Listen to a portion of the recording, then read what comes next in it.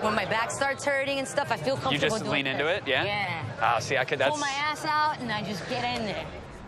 up in the stands. We got to check out the qualifiers.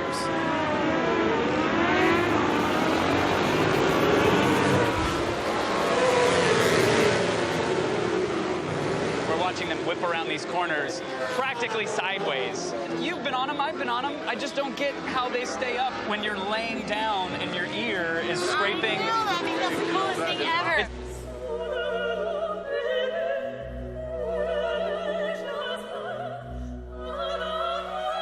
To make tight turns at these crazy speeds, superbike riders have to lean at a 61-degree angle.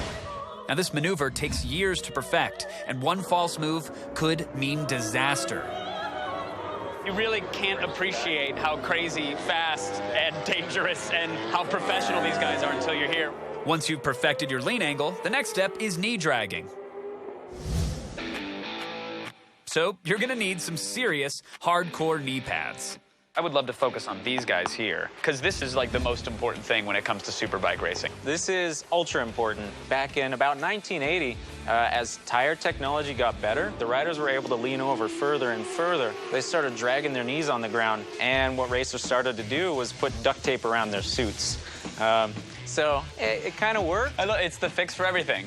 To keep suits preserved, we had to come up with a replaceable part where the riders could actually achieve those lean angles but still keep their suit looking fresh. This is actual titanium now? Actual titanium. How important is this for a rider? It's super important, especially at the speeds that bikes reach these days. You need protection from impact, actually hitting the ground, and then abrasion, which is the slip and slide. What does this look like after a couple laps? Something like that.